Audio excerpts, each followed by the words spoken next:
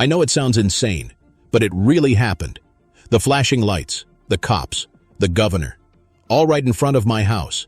And then Karen showed up, screaming at me, while the governor whispered for help. The cops had their guns out. The neighbors were filming. And that's when everything completely changed. Welcome back to HOA Stories. I'm Mark. I live in a small suburban neighborhood just outside Dallas, Texas. I work from home, nothing special, just a regular guy trying to live a quiet life. But when you live under a homeowners association, quiet doesn't last long, especially when the president of our HOA is Karen, the kind of neighbor who can turn your whole street into a battlefield. And this is the story of the night my driveway became the center of a scandal that nobody in our neighborhood will ever forget. The night started with lights, red and blue flashing against the walls of my house. I thought at first it was some accident down the street, maybe a drunk driver or another teenager caught speeding through the cul-de-sac. But no, the cars stopped right in front of my driveway. The sound of doors slamming shut echoed through the still night. Boots hitting the pavement, radios crackling, voices shouting commands. I stepped out onto my porch, barefoot, heart pounding, and there he was, a man in a suit, being dragged out of the back seat of a black SUV. At first, I thought it was just some businessman in trouble, maybe someone too drunk at a party. But then one of the neighbors gasped so loud I could hear it across the street, and I looked again. It was him, the governor of our state, on his knees, in my driveway, hands behind his back. I froze. I wanted to ask questions, but my voice wouldn't come out. The cops barked orders at each other. One of them pulled out his gun and scanned the houses. Another one shouted for everyone to stay inside. But we don't stay inside in this neighborhood. We peek through blinds. We crack open garage doors. We whisper to each other across hedges. That's the HOA way. And of course, Karen was the first one to break through the crowd, the HOA president herself, storming across the street in her nightgown and slippers like she owned the police too. She didn't even look at the governor. She didn't even look at the cops. She came straight at me. "Your garage door was open too long today," she hissed. I blinked at her, my mouth still hanging open from the sight in front of me, the governor in handcuffs, cops with rifles. And this woman wanted to talk about my garage door. I tried to laugh it off, but Karen wasn't joking. She marched right up to the officer holding the governor and pointed at me. "He does this every day," she said, waving her hands like she was filing a police report. 5 minutes, 10 minutes, sometimes more. It lowers property value. It breaks the rules." The cop stared at her, then at me, then back at her. I thought he was going to arrest me instead of the governor, but the cop just said, "Ma'am, step back." Karen's face went red. She wasn't used to being told no, not by me, not by anyone. She threw her arms up and shouted at the top of her lungs, "If you don't find him right now, this whole neighborhood will fall apart." The governor lifted his head slowly. His cheek was scraped from the pavement. His tie was twisted, and his lips moved so quietly I almost didn't hear it. "Help me." That's when my stomach dropped. The most powerful man in the state, whispering for help, to me. And all I could think was, how the hell did he end up here, in my driveway? Karen leaned closer, her breath hot and sharp. "You better close your mouth and mind your business," she hissed. But I couldn't move. I couldn't step back inside like nothing was happening. I was as glued to the scene unfolding right in front of me. The cops pushed Karen back again. One of them told her she was interfering with an active arrest. She snapped at him like he was a waiter who got her order wrong. "Do you know who I am?" she shouted, her voice cracking. "I'm the HOA president. I run this neighborhood." The cop didn't even blink, but the neighbors did. You could feel them leaning out further from their windows, opening their phone cameras. Because this was better than cable TV. Karen kept pointing at me, at my lawn, at my mailbox, at my trash cans. She was listing off every violation I had ever been fined for, one by one. While the governor sat handcuffed in the dirt like some extra in her personal drama, I felt everyone's eyes shift to me, the neighbors, the cops, even the governors. Desperate, pleading eyes. And I wondered if maybe Somehow, Karen was right. Maybe I was the real target. Maybe all of this, the flashing lights, the chaos, the shouting, was just another punishment for me. But deep down, I knew better. Something bigger was happening, something darker than any HOA fine or petty lawn dispute, because whatever brought the governor to his knees in my driveway wasn't about grass length or mailbox height. It was something none of us were supposed to see. And that's when I realized I was in way over my head. I stood there, trying to process it all, when one of the cops barked at me to get back inside. But before I could move, the governor locked eyes with me and shook his head, like he wanted me to stay, like I was part of this now. Whether I liked it or not, Karen noticed too. She spun on her heel and screamed at the top of her lungs. "He's in on it. He's part of this." And just like that, the spotlight of suspicion turned my way. The neighbors gasped, the phones recorded, and the cops, well, they looked at me a little differently too. My chest tightened. Was Karen just being Karen? Or did she actually know something? Was I about to get dragged into whatever scandal had landed the governor in my driveway? I didn't know then. But I know one thing now. That night was the start of something much bigger than any HOA fight. It was the night everything in our neighborhood, and maybe in our whole state, changed forever. The air was heavy that night. Not just with the flashing lights and police radios, but with the feeling that something was about to explode. I could feel it in my chest, like the whole street was holding its breath. The governor sat slumped on the pavement, his suit covered in dust from my driveway, his tie hanging loose like a noose. Every time the cops shifted him, his eyes darted back to me, like I was the only person there who could save him, or maybe expose him. Karen wasn't letting up either. She waved her arms and shouted at anyone who would listen. "He's a danger to this community. He's reckless. He leaves his garage door open." Her voice cracked, sharp and desperate. But not about the governor. No.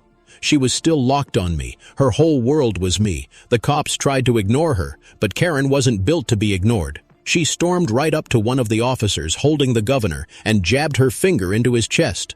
"Do your job," she screamed. "This man is destroying property values. Arrest him too." The officer barely moved, but his eyes narrowed. For 1 second I thought he might actually do it, cuff me, throw me down next to the governor. And then what? What would they say? 2 criminals in one driveway, one political, one suburban. The neighbors whispered louder now, phones still out, cameras still rolling. You could hear the clicks of screenshots being taken, the little buzz of live stream notifications. This wasn't just a neighborhood scandal anymore. This was news, and the governor knew it. He tugged against the cuffs and leaned closer to me. His voice was rough but urgent. "You didn't see anything, understand?" I wanted to ask him what he meant, but before I could, Karen shrieked again. He knows everything. That's why he's protecting him." The cops turned their heads. Not all of them, but enough. Enough to make me feel like the ground was tilting under me. I stepped back toward my porch, my legs trembling, but the governor shook his head again. "No, don't go inside. They'll bury it if you go inside." Bury what? I wanted to scream it out loud, but something in his eyes told me not to. Not yet. Karen pushed past the officers and stomped right up to my lawn. Her slippers kicked at the grass like it was already guilty. "You think you can hide behind your fence?" she spat. "Not when the whole world sees what kind of neighbor you are." The irony almost made me laugh. The governor of our state was on his knees in my driveway, and Karen was still yelling about my fence. But nobody laughed. Not the cops, not the neighbors, not me, because beneath her petty insults, there was something else, a glint in her eyes. Like maybe she wasn't just being the usual Karen, like maybe she knew something about why the governor was here, why he was in handcuffs, why he kept staring at me like I was holding a key. The night dragged on. Cops spoke into radios. Neighbors whispered into phones. Karen screamed into the void. And me? I stood there, stuck between 2 fires I couldn't put out. One officer finally had enough. He grabbed Karen by the arm and pulled her back. "Ma'am, this is your last warning." But Karen twisted, her hair falling wild across her face. "You don't understand," she howled. "He's breaking the rules. He's always breaking the rules. And now he's hiding something bigger." The word hiding hung in the air like smoke, and for a second, everyone went quiet. The governor lowered his head. The cops shifted their stance, and the neighbors leaned in closer. Karen had accidentally, or maybe intentionally, said the thing no one else dared to, that this wasn't about me. It wasn't about her obsession with lawns and garages and fences. It was about something hidden, something none of us were supposed to see. "Bapa," the governor's voice cracked through the silence. "Shut her up." It wasn't loud, but it was enough. The cops tightened their grip on him, like they wanted to silence him too. My throat went dry. I looked at Karen, her chest heaving, eyes blazing, then at the governor, sweating, broken, but still powerful even in cuffs, and then at the neighbors, who had now turned into an audience, hungry for blood. What was I supposed to do? The governor lifted his chin and stared straight at me. "You're part of this now, whether you want it or not." And in that moment, I realized something terrifying. Karen wasn't the crazy one here. She was just the loudest. The real danger was whatever secret had dragged the governor into my driveway in the dead of night. The minutes stretched like hours. Karen fought against the officers holding her back. The governor refused to break eye contact with me, and the neighbors refused to go back inside. The entire street had become a theater, and I was the unwilling main character. Then came the sound, a single clap, slow, deliberate. Echoing down the street, we all turned at the far end of the cul-de-sac. A man in a dark coat leaned against a lamppost, clapping his hands, smiling like this was all just a show for him. Nobody knew who he was. Not a neighbor, not a cop, not anyone I'd ever seen before. But the moment he stepped forward, even the governor's face went pale. The man in the coat spoke softly, but we all heard it. "Quite the scene you've got here." The cops shifted uneasily. Karen went silent for the first time all night, and the governor actually trembled. That's when I knew. This wasn't just a scandal. This was something far bigger, something that had reached right into my quiet little suburb and chosen my driveway as its stage. I wanted to run back inside, lock my door, pretend none of it was real. But I couldn't. Not with everyone watching, not with the governor staring at me, not with Karen ready to throw me under the bus, and not with that man in the coat, smiling like he knew exactly how this would end. The man in the dark coat stepped closer. His shoes clicked on the pavement, slow, steady, almost mocking. Every cop on the scene tensed up, but none of them moved. It was like they already knew him. Or worse, feared him. Karen finally broke the silence. "Who the hell are you?" she shouted, pointing with the same finger she always used to fine people for leaving their trash cans out, but her voice cracked this time. There was no power behind it, only fear. The man smiled. Not a friendly smile, not even a fake polite smile. It was the kind of smile that said, "I already own this street, and none of you even know it." He walked right up to the governor, bent down, and whispered something in his ear. The governor's face went from pale to ghost white. He shook his head violently like a child refusing medicine. "No, not here, not in front of them," he begged. The man straightened his coat and looked around the crowd. "Too late," he said calmly. Almost like he was talking about the weather, the neighbors gasped. Phones zoomed in closer. Karen stumbled back, almost tripping over my lawn. And me? I couldn't move. My legs were rooted in the driveway like they had grown into the concrete. The governor looked at me again. But this time, there was no plea in his eyes, only terror. The man in the coat turned to me and tilted his head. "You live here?" His voice was low, smooth, but it carried across the street like a blade slicing through the night. I swallowed hard. Yes, I managed to say. He smiled again. "Then you'll understand. Sometimes the smallest houses hide the biggest secrets." My chest tightened. I didn't understand. Not at all. But he acted like I should. Karen finally found her voice again. "You can't talk to him like that. This is my neighborhood. I run this HOA. The man didn't even look at her. He just waved his hand dismissively, like she was background noise. And for the first time in her life, Karen went quiet. The cops shifted again, but none of them moved forward. It was like they were waiting for orders, but not from their captain, from him. The man circled the governor slowly, like a predator sizing up prey. "You should have stayed in your mansion," he said coldly. "Now you're on your knees in a driveway, and the whole world is watching." The governor tried to speak, but the words choked in his throat. He glanced at me again, eyes burning, like somehow I was the last card he had left to play. And then Karen snapped.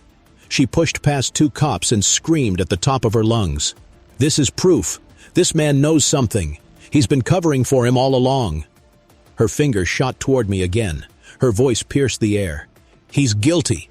He's hiding secrets in that house." Every phone turned my way. Every whisper pointed at me. Every light seemed to burn hotter on my skin. I wanted to shout back. I wanted to tell them she was crazy, that I had nothing to do with any of this, but the governor's trembling stare told me otherwise. The man in the coat chuckled softly. "Interesting," he murmured. Then he looked at me. "What exactly do you know?" I froze. Because the truth was, I knew nothing. And yet somehow, I felt like I knew everything, like the pieces were falling into place even though I didn't want them to. The governor shouted suddenly, breaking the tension. "He knows nothing! Leave him out of this!" The man's smile disappeared. He leaned down close to the governor's ear again and whispered something sharp.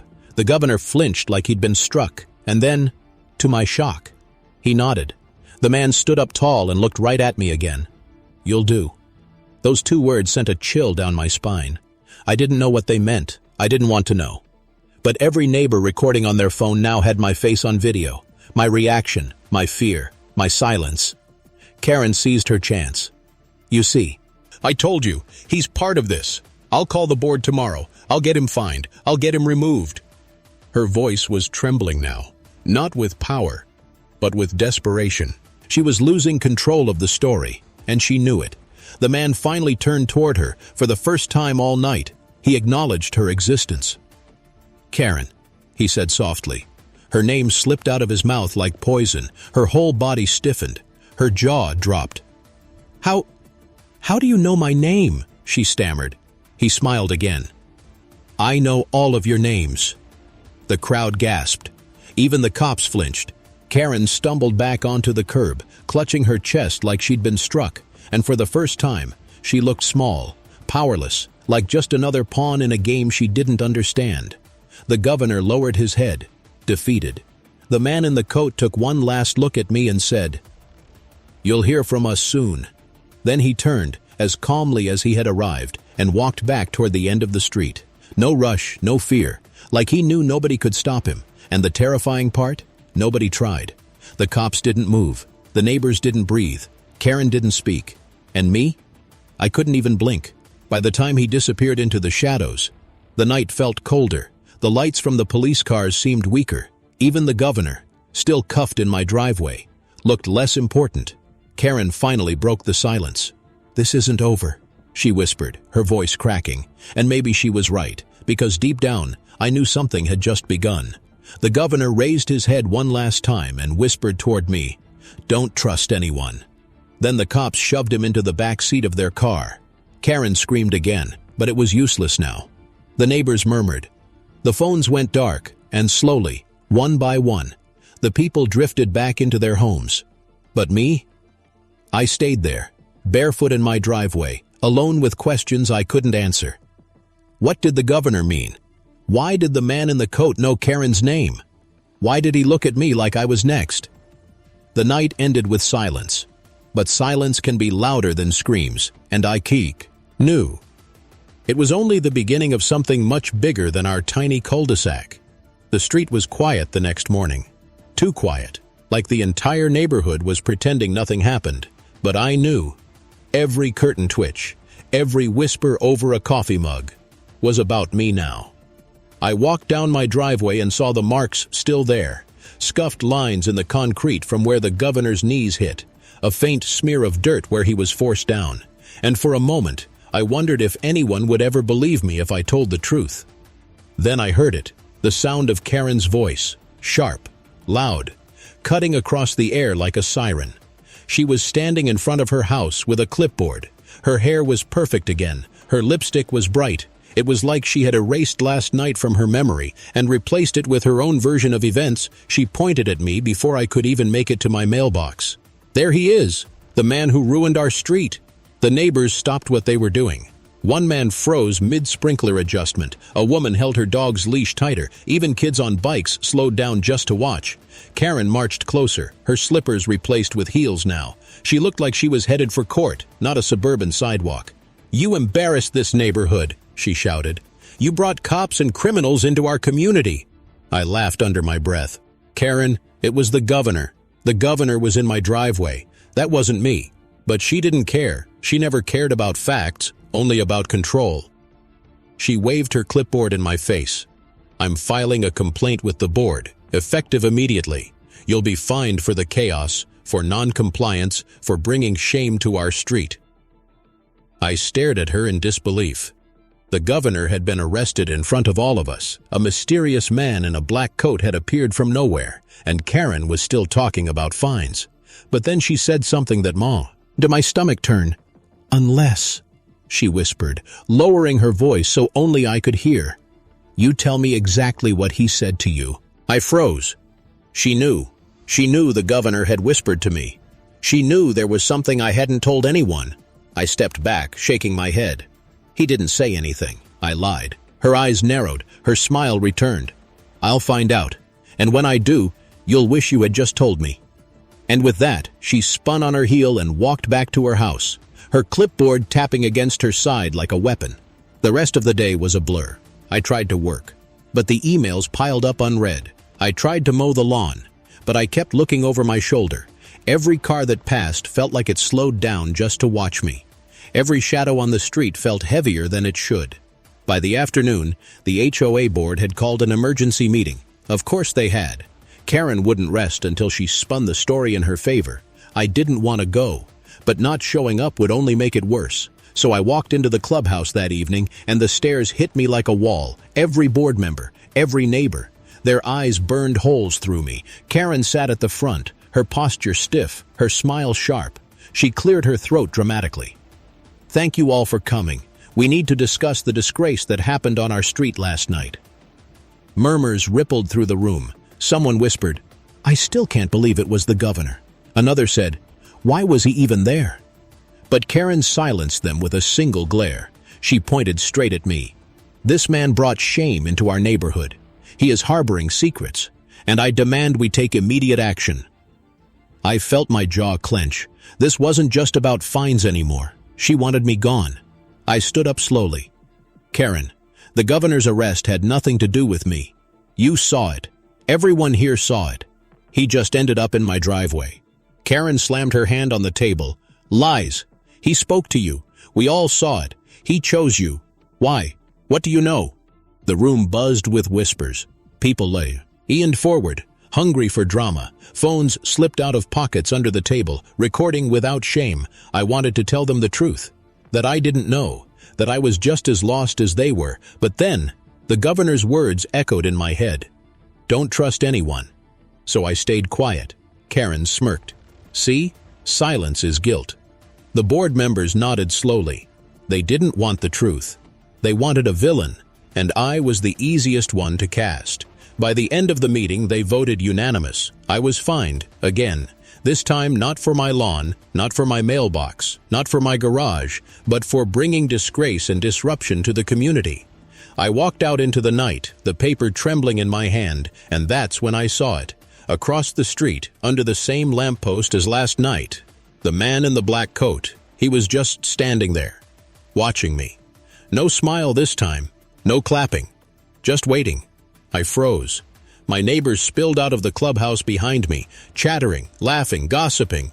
But none of them seemed to notice him, only me. I blinked, and when I looked again, he was gone. My heart pounded the entire walk home. I locked every door, every window. I pulled the curtains tight. But even then, I couldn't shake the feeling that he was still out there, watching, waiting. I tried to sleep, but every sound outside made my chest tighten. A car door slamming down the block, a dog barking at nothing, the wind against the shutters. Every little noise felt like footsteps coming closer. At 3 a.m., I finally gave up. I sat in the dark living room staring out the window, and that's when my phone buzzed. A message from an unknown number, just 2 words. "We know." I dropped the phone like it was burning me. The governor's whisper echoed again in my head. Don't trust anyone. And now, I understood why, because whoever "we" was, they weren't finished with me. The message haunted me. Just 2 words glowing on my screen. N. We know. I stared at it for what felt like hours. I wanted to delete it, but my hand froze because deep down, I knew. It didn't matter if I deleted it. Whoever sent it already had me in their grip.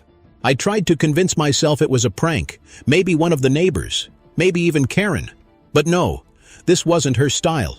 Karen didn't hide behind shadows. She screamed in your face until you broke. This was something else, something colder. I didn't sleep the rest of that night. I sat in my chair, eyes darting between the phone and the window. Every sound outside made me tense up. Every set of headlights creeping down the street made me hold my breath. By morning, I looked like I hadn't slept in weeks. And of course, Karen noticed. She was waiting at the edge of my driveway with her clipboard again, her smile sharp, her eyes sharper. "Rough night?" she asked sweetly, like she actually cared. I didn't answer.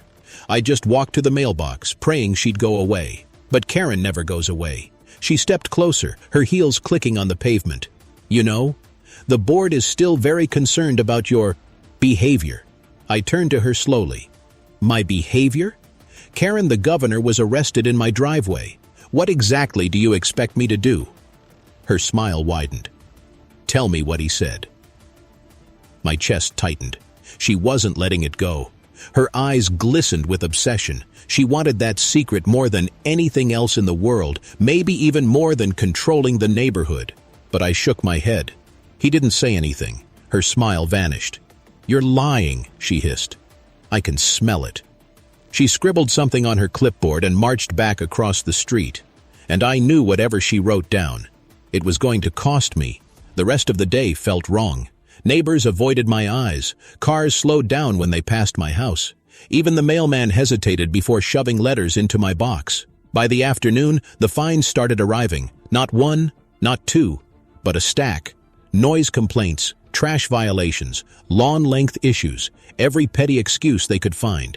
Karen and her board were trying to drown me in paper, but none of that compared to what I found tucked between the envelopes, a plain white sheet of paper, no return address, no stamp, just slid into my mailbox like a ghost had left it. On it were 3 words, typed in bold. "Stop asking questions." I hadn't asked anyone anything, but they already knew I was thinking. They already knew I wasn't going to stay quiet. I dropped the paper on the counter and backed away. My phone buzzed again. Another unknown number, this time a longer message. "You were chosen. Don't resist. Don't trust her." Her? Did they mean Karen? Or someone else? I wanted to throw the phone across the room, but my gut told me this was only the beginning. That night, the HOA held another meeting. Not at the clubhouse this time, but in Karen's living room. I wasn't invited, but I didn't need to be. The sound carried through the thin suburban walls, loud voices, heated whispers, the clink of wine glasses. Karen was rallying her troops, and I was the enemy. I pressed my ear to the window. I couldn't make out every word, but I caught enough. "Remove him. Danger to the community. Governor's pawn." And then Karen's voice, clear as day. "If he won't talk, we'll make him talk." My stomach dropped. The HOA wasn't just fining me anymore. They were coming for me. Hours later, I lay in bed staring at the ceiling. Every creak of the house felt like footsteps on the stairs. Every gust of wind felt like someone breathing at the window. And then it happened. A knock at my door.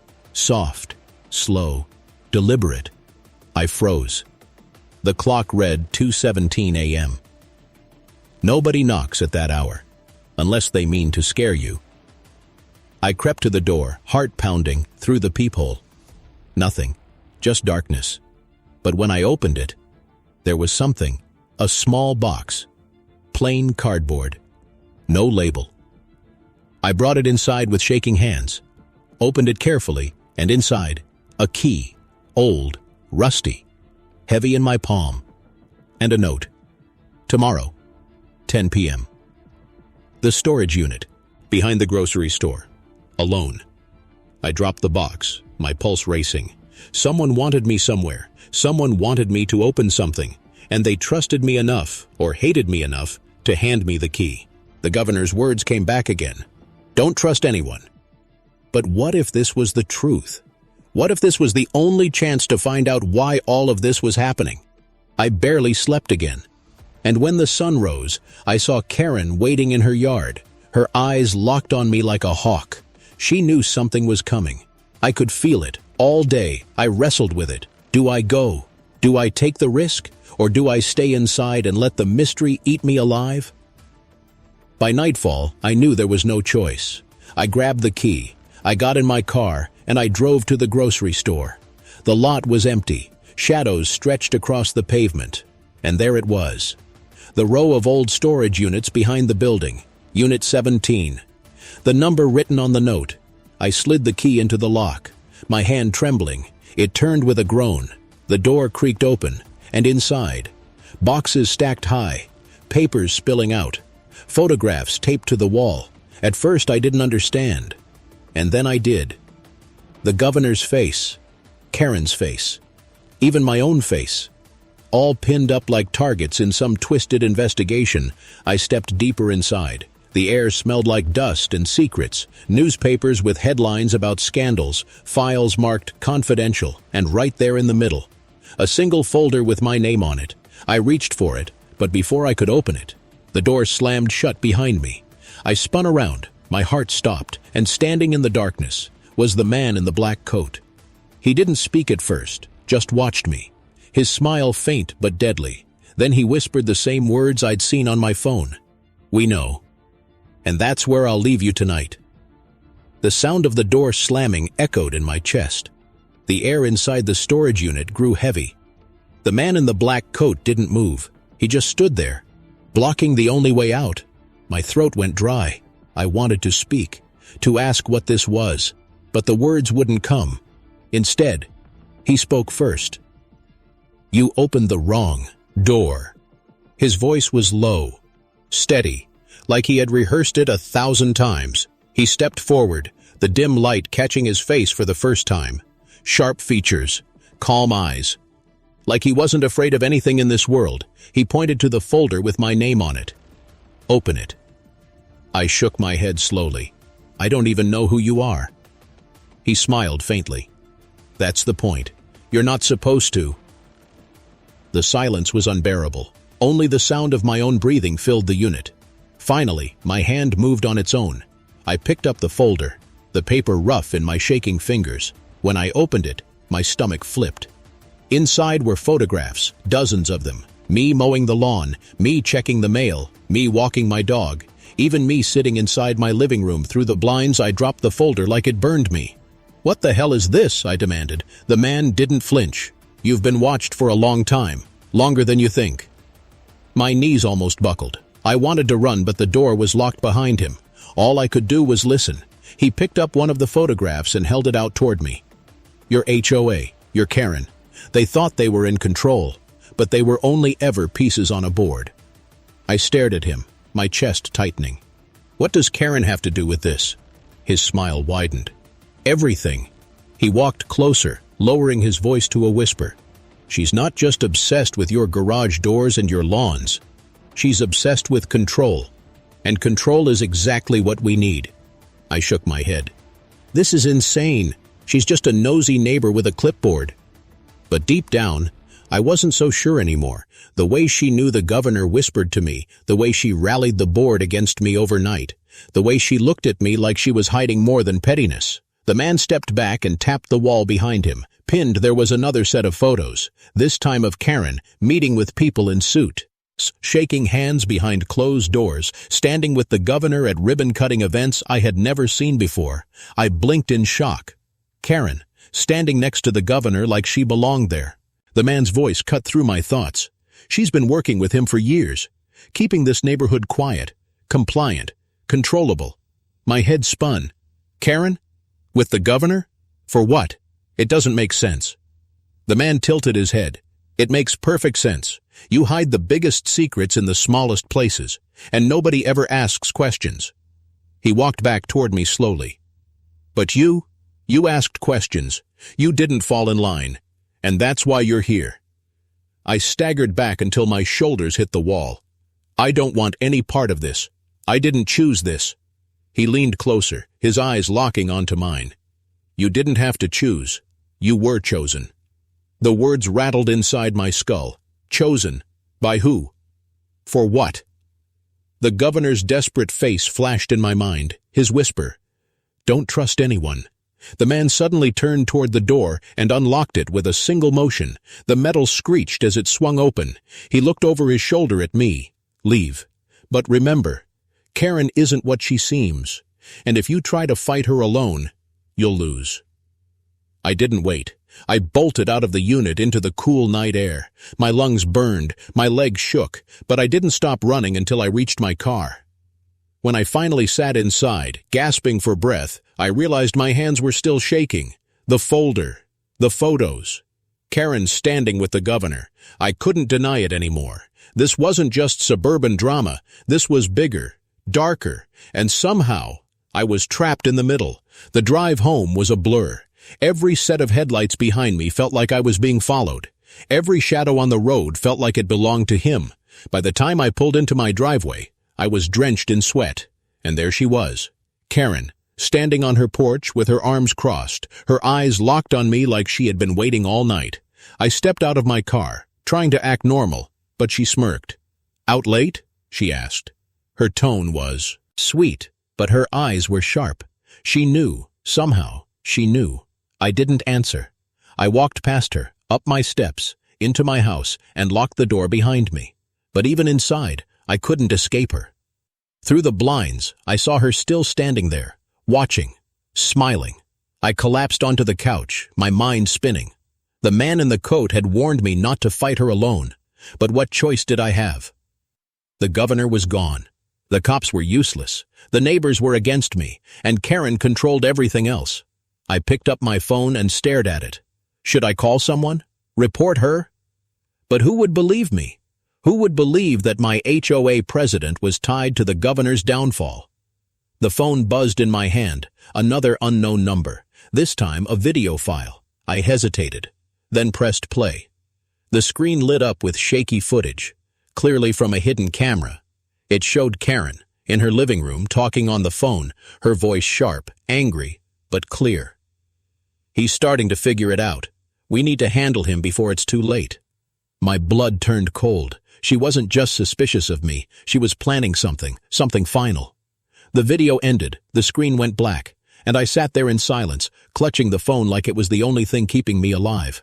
Karen wasn't just a petty neighbor anymore. She was a threat, a dangerous one, and somehow I was her target. The man in the coat had said I was chosen, but chosen for what? To expose her? To replace her? Or to disappear like the governor? I didn't know. All I knew was that I couldn't sit still anymore. Not with her watching, not with the board behind her, not with strangers sending me videos of her plotting my end. I stood up, pacing the room, trying to think. If I fought back, how? If I stayed quiet, how long before she made her move? The night dragged on, and I felt more trapped than ever. But one thought kept circling in my head. The governor. Why my driveway? Why me? And then it hit me. Maybe it wasn't random at all. Maybe I wasn't just unlucky. Maybe Karen had brought him here on purpose. Maybe the whole thing was a setup. I dropped back onto the couch, the weight of it crashing down on me. If Karen was involved with the governor, if she had staged all of this, then what did that make me? A witness? A scapegoat? Or something worse? I don't know how long I sat there before the sun finally rose. But when it did, I saw her again. Karen, standing on her porch, still watching, still smiling. Like she knew I wouldn't sleep. Like she knew the walls were closing in on me. And maybe she was right. Maybe they were. The sun rose. But it didn't feel like morning. It felt like a warning. Karen was still there, standing on her porch like a queen guarding her castle, her arms folded, her smile sharp, her eyes never leaving me. It wasn't the look of a neighbor anymore. It was the look of an enemy. I tried to ignore her. I made coffee, sat at the table, stared at the steam rising from the cup, but the whispers in my head were louder than the silence. She knows. She's planning something. And you're running out of time. The phone buzzed again. Another unknown number. Another message. This one wasn't just text. It was a photo. Karen, standing in my yard, taken sometime during the night while I was inside. My stomach dropped. She had been closer than I thought. Too close. I rushed to the window, pulled back the blinds. She was gone. Her porch was empty, and for the first time in days, the street looked normal. Kids on bikes, dogs barking, sprinklers hissing on perfect lawns. But I knew better. Nothing was normal anymore. I couldn't take it. I stormed across the street, fists clenched, and pounded on her door. The wood rattled, the sound echoing down the cul-de-sac. "Open up, Karen!" I shouted, but the house stayed quiet. Then, the door creaked open on its own. The smell hit me first.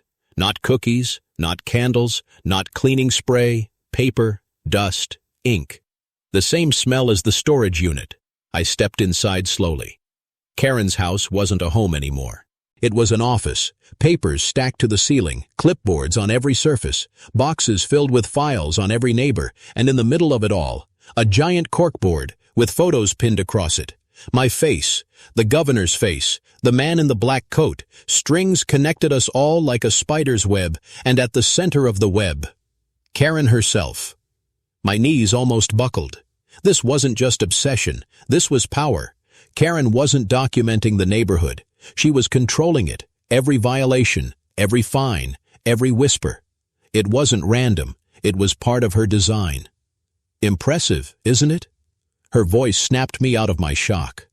I turned. Karen stood at the top of the stairs, calm, composed, almost regal. Her heels clicked slowly as she descended. "You weren't supposed to see this yet," she said softly. "But maybe it's better this way." I shook my head. "What is this? Why the governor? Why me?" She laughed lightly, like I was a child asking why the sky was blue. "Because you were the only one who resisted. The only one who didn't bow to the rules. The only one who kept your garage door open too long, just to prove I couldn't control you." Her eyes darkened. "And that made you dangerous." I felt my chest tighten. "All of this, just because of me? Just because I didn't play by your rules?" Karen stepped closer, her eyes glowing with something almost holy. "Order is everything. Without rules, there is chaos. Without me, there is collapse. And the governor knew it. He needed me to keep this place under control, and I needed him to keep the bigger picture clean." I staggered back. "You worked with him." She smiled. "Of course, until he became sloppy, until he risked exposing everything. That's why they came for him. That's why he fell in your driveway, because fate has a sense of humor." Her words made my blood run cold. "Fate? You call this fate?" Karen's smile faded into a scowl. "No, I call this justice. And justice means you don't walk away tonight." The sound of footsteps filled the house, from the back rooms, from the basement, from upstairs, neighbors, board members, all of them stepping into view, their faces blank, their eyes cold, like soldiers obeying a general. I backed against the wall, my heart racing. This wasn't a meeting anymore. This was a trial, and I was the defendant. Karen raised her hand like a judge silencing the court. "He's seen too much," she declared. "He's connected to the governor. He's tied to the stranger. He cannot be trusted." The crowd nodded in unison. Phones lifted, recording me, documenting my downfall, and then, a new sound. A slow clap. I knew it before I turned. The man in the black coat, standing in the doorway. Karen froze. The neighbors froze. Even I froze. He smiled faintly.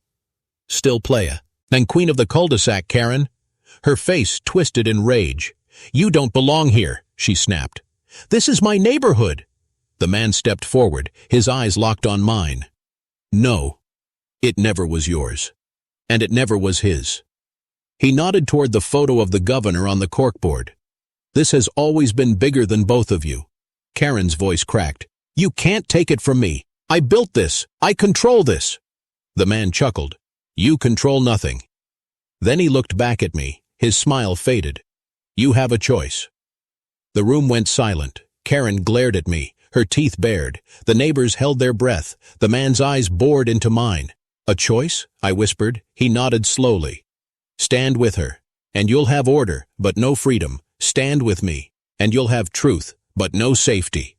My head spun, both of them waiting, both of them ready, and me, caught between two fires that could burn me alive. Karen raised her voice, desperate now. You know me. You know this neighborhood. You know I can keep you safe. The man in the coat shook his head. She'll bury you like she buried the governor, and when she's finished, she'll bury them all. The neighbors shifted nervously, phones lowered, whispers rippled through the crowd, and I stood there, my heart pounding, my mind racing, two choices, neither good, neither safe. Karen stepped closer, her hand reaching out. Choose me. The man in the coat stepped closer too, his voice a whisper. Choose truth.